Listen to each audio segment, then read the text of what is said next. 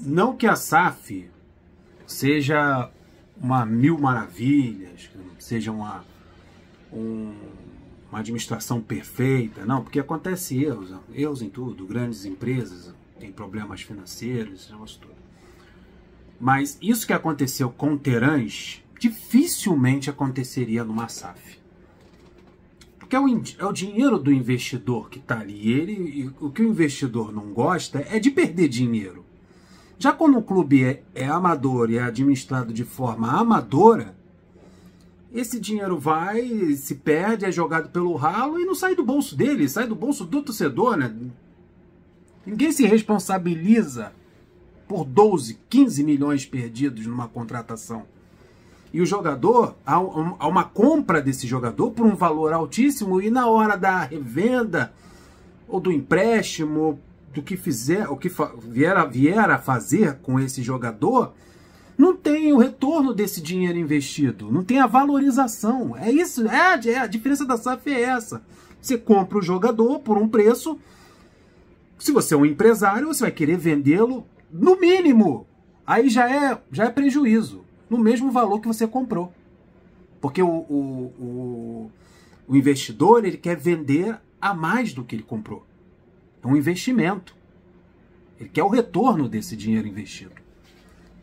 É assim que pensa uma SAF, que deveria pensar uma empresa séria. Mas quando a coisa é amadora, você investe no jogador por 12 milhões de reais, um dinheiro que não é seu, não saiu do seu bolso, é da instituição, é do clube, e o jogador não dá certo e vai por isso mesmo. Ah, mas tem uma opção de compra no final do empréstimo, mas se não quiser comprar, não tem a obrigação de comprar. E será que esse valor da opção de compra no final desse empréstimo vai cobrir o valor que você investiu nesse jogador, os salários que você pagou por esse jogador, o tempo que ele ficou no clube recebendo salário e não jogando? E esses 12 milhões investidos nesse jogador é jogado no lixo? Cara, se você não conseguir recuperar esses 12, uma coisa séria, coisa para não ser amadora, para mim é assim. Se você não consegue um clube que possa investir no mínimo o mesmo valor que você pagou por esse jogador, que ele fique no clube, que você faça de tudo para restabelecer o seu bom futebol e continuar jogando aqui. Mas se você conseguir emprestar esse jogador com uma obrigação do outro clube comprar esse jogador pelo mesmo valor que você investiu ou mais, é assim que, na minha opinião, deixa a opinião de vocês aí. Porque minha preocupação, mas tem uma opção de compra no final do empréstimo. De quanto? É acima do valor que o Fluminense pagou por esse jogador? E os salários que nós pagamos por ele? É isso, cara. É um sistema de administração de um clube que já faliu, cara. Amadorismo é amador demais. E só traz prejuízo, por isso que a dívida do clube só cresce. Por isso que eu sou a favor da SAF. Peñarol chegou a um acordo com o Fluminense pelo retorno do David Terãs, né? Já estava rolando aí esse papo do Peñarol tá interessado. O Peñarol já se deu bem, né, com o Fluminense uma vez. O Fluminense conseguiu o empréstimo do Léo Fernandes do Tolima. Aí jogou uma temporada aqui, pouco, praticamente não jogou, né? Fez um golaço, uma batida de falta de fora da área. Aí o Fluminense não quis a renovação do contrato com ele, de empréstimo, daí o Tolima repassou ele pro Peñarol. No Peñarol o camarada foi vice-campeão da Libertadores. Jogou pra caramba o tal do Léo Fernandes. Agora eu vou ter que ver o Terãs agora no Peñarol e deve se levantar lá, porque ele é uruguaio, deve estar se sentindo em casa. Deve se sentir em casa. Então o Peñarol chegou a um acordo com o Fluminense pelo retorno do David Terãs ao clube uruguaio.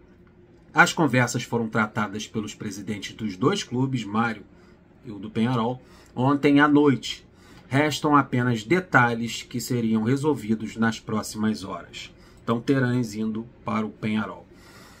Presidente do Peñarol, o senhor Ignacio Ruglio, disse as seguintes palavras, abrindo aspas aqui para o presidente do Peñarol. Fizemos uma operação parecida com o Toluca, eu falei Tolima, mas é Toluca, empréstimo do Léo Fernandes, então o Léo Fernandes era do Toluca e não do Tolima, como eu falei. Então o processo foi o mesmo, de empréstimo, né? Se o Peñarol alcançar determinados lugares na Libertadores, com o jogador tendo minutagem, Só aí pagaremos pelo empréstimo. Então, além de ceder o jogador para o Peñarol, o presidente Mário e a torcida do Fluminense vai ter que torcer para o Davi Terãs dar certo lá.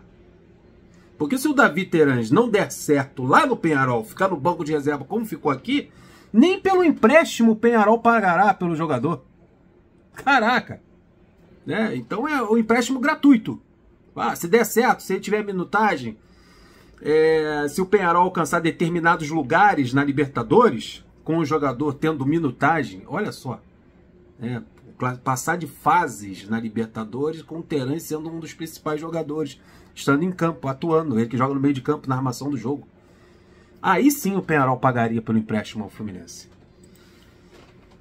Aí continua o Ignacio Ruglio, presidente do Peñarol. Davi Terãs viria por empréstimo por 1 ano, com opção de compra já acertada.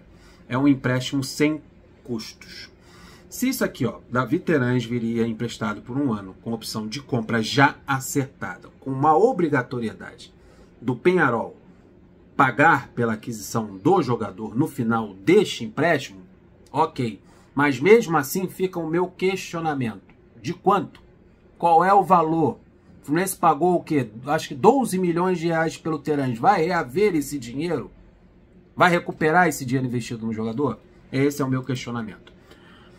Com o Fluminense está tudo certo para a volta do Davi Terãs. Tem alguns assuntos que ele precisa resolver com o Fluminense e isso é o que falta para saber se volta agora ou mais para frente, na próxima janela. Que assuntos são esses que o Terãs tem que resolver com o Fluminense? Será que é dinheiro? Pagamento? Eu estou vendo aqui que o Fluminense investiu 14 milhões, não 12, foram 14 milhões na compra de Davi Terãs. Não botaram o cara para jogar, nem usaram ele como moeda de troca, porque seria interessante. Há clubes no Brasil interessados na contratação dele, até o Atlético Paranaense, onde que ele arrebentou lá. O Fluminense não conseguiu. O Fluminense não conseguiu vender, em definitivo, o jogador, usar como moeda de troca, e até o empréstimo é gratuito, e a gente fica na torcida para que a passagem dele lá no Peñarol seja positiva. Incrível, né? 14 milhões jogados no lixo. Mas pode ser que nessa negociação um jogador seja incluído nela. E se isso acontecer, que não está confirmado, quem está falando isso o interesse do Fluminense é o Alô Peñarol Rádio, a notícia vinda lá do Uruguai.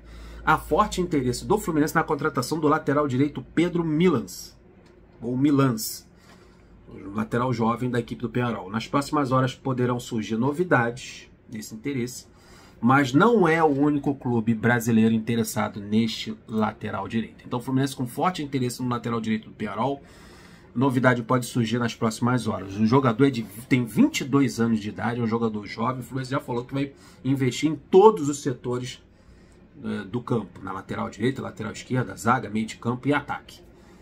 E o Pedro Milans pode ter a vinda dele, vamos assim dizer, que é uma especulação, pode ter a vinda dele para o Fluminense facilitada por causa dessa transação do Terãs com a equipe do Peñarol. Espero eu que essa reunião do Mário com o presidente do Peñarol, o Mário tenha envolvido também o lateral direito Pedro Milans. Vamos aguardar novidades. Deixa o like, se inscreva no canal, compartilhe. Se você concorda comigo ou não concorda comigo, deixe aí nos comentários. É muito importante, tá? Seja membro desse canal, deixa um valeu aí na nossa descrição aqui embaixo. Dá uma procurada aí, nós temos o Pix, nós também temos o link da Amazon. Compra pelo meu link, dá essa moral pra mim. Tamo juntos, tô indo nessa. O like é de graça e a inscrição também. Flui!